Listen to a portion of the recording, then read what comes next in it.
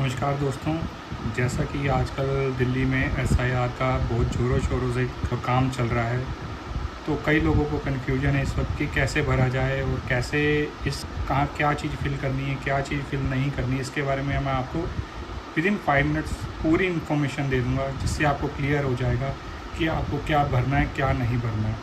ठीक है, let's start. ज़्यादा टाइम वेस्ट ना करते मैं आपको बताता हूँ। सबसे पहले तो एसआईआर का पूरा मतलब है स्पेशल इंटेंसिव रिवीजन, जो इससे पहले 2002 में हुआ था। उसके बाद ये दोबारा गवर्नमेंट की तरफ से इनिशिएटिव लिया गया है पूरा दोबारा, और इसके लिए दिल्ली में अब शुरू हुआ है, जो अभी तक इसका काम चलेगा 30 जुलाई तक।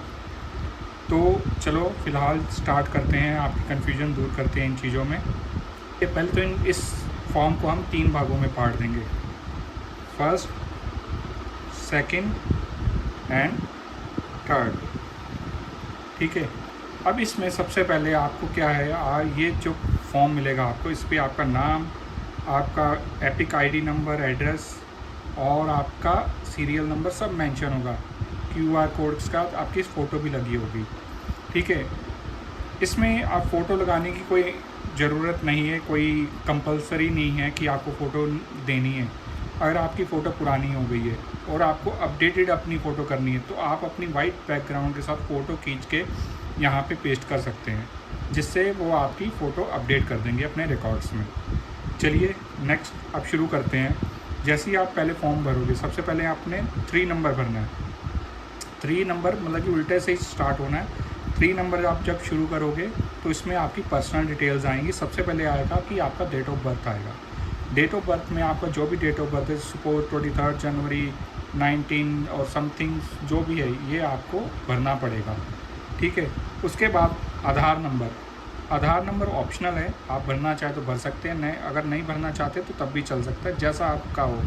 जैसे आपका आधार कार्ड 9449 से शुरू होगा और आपको ये डिजिट फिल करने हैं यहाँ पे। सेकेंडली आपको अपना मोबाइल नंबर डालना है। मोबाइल नंबर आपका जो भी हो आप डालिए, 10 डिजिट का आपका नंबर होगा, आप उसको फिल कीजिए।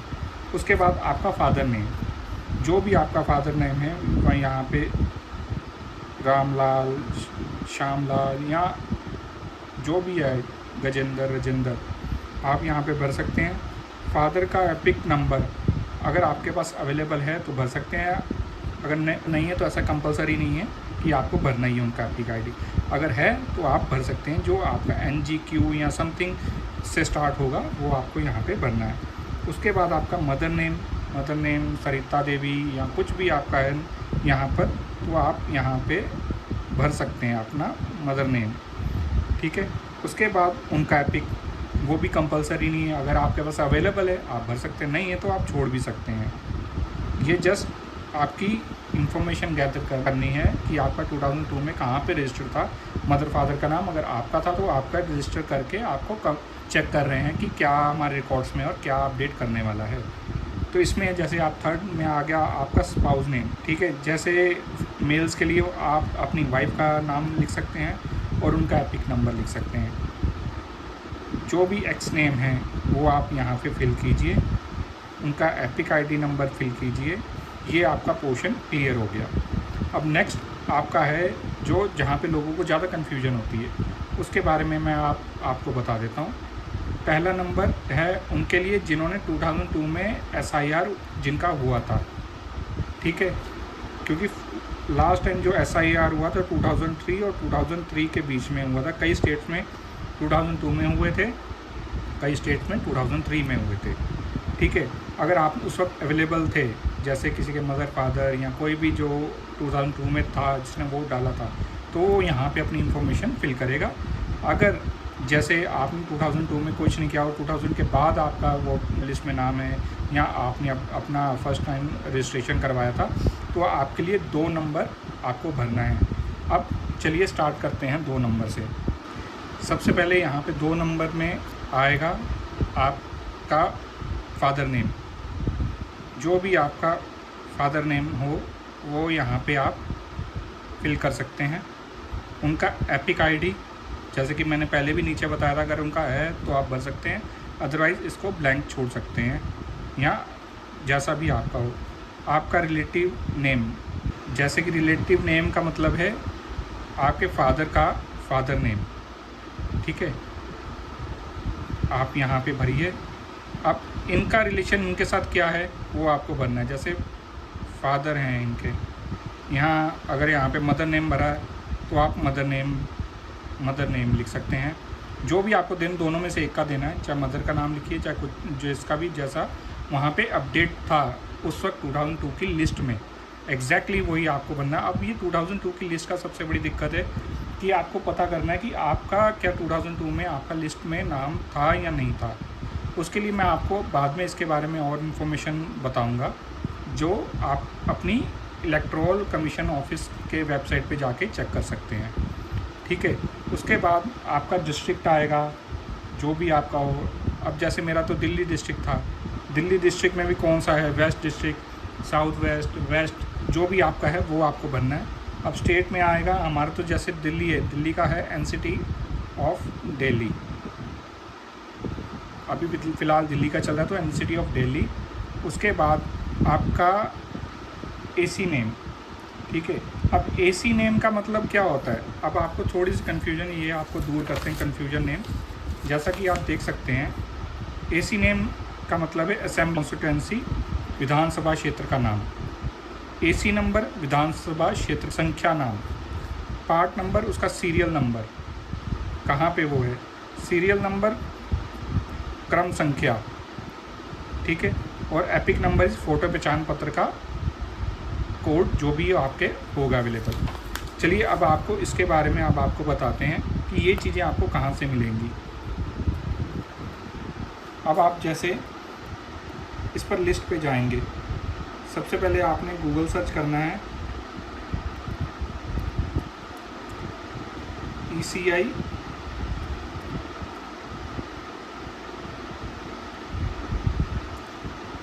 इलेक्शन कमीशन ऑफ इंडिया का वेबसाइट पे जाना है। अब जब गए, यहाँ पे आएगा search your name in the last SIR, आप यहाँ पे क्लिक करेंगे तो आपका ऐसे एक डिटेल खुलेगी जिसमें सर्च बाय इलेक्टोरल डिटेल और search in the last SIR E roll. अगर आपके पास डेटा अवेलेबल है तो आप simply search in last SIR E roll पे जाके आप देखेंगे।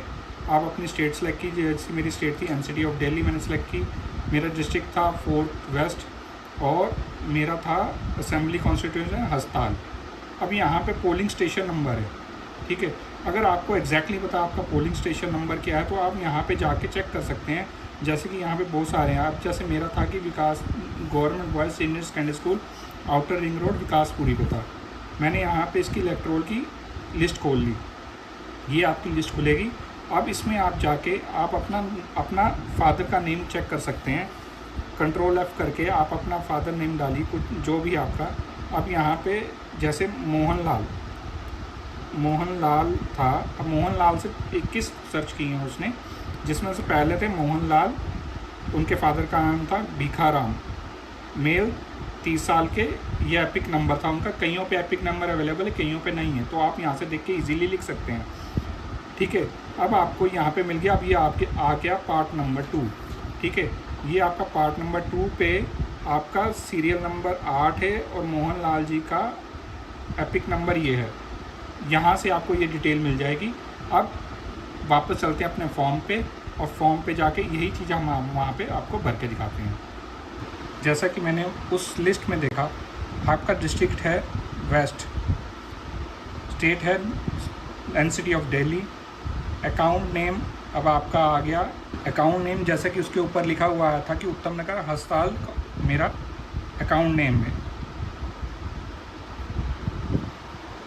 Okay, now the AC number, AC मतलब कि कॉन्स्टिट्यूशन नंबर, ठीक है। आपका कॉन्स्टिट्यूशन नंबर था 27, असेंबली 27 थी आपकी। पार्ट नंबर 2 था आपका, जिसमें आपका लिस्ट का फादर का नेम था, part number 2। And serial number उनका मोहनलाल जी का जैसे 8 नंबर था, तो यहाँ पे 8 नंबर। अब एपिक आपने देखा होगा कि एपिक नंबर भी आया था 3049, तो आप सिंपली 3049 एपिक नंबर डाल सकते हैं, ठीक है। एग्जैक्टली जिनका 2002 में नाम था और वह आज भी अवेलेबल हैं, तो आप यही सेम चीज़ यहाँ पे 1 नंबर में भर सकते हैं, उनके लिए 2 नंबर नहीं है, ये आपको क्लियर हो गया इस चीज़ का। अब आप अपने फॉर्म पे जाइए, फॉर्म को आराम से चेक कीजिए और मेरी बनाई हुई वीडियो के थ्रू जाइए, आप इजीली इसको आप भर सकते हैं। अगर आपको कोई दिक्कत है मुझे मैसेज कीजिए, मैं आपको उसका जवाब दूंगा और आपकी मदद करूंगा कि आप इजीली इसको फिल कर लो। Thank you for coming on this video. Thank you so much.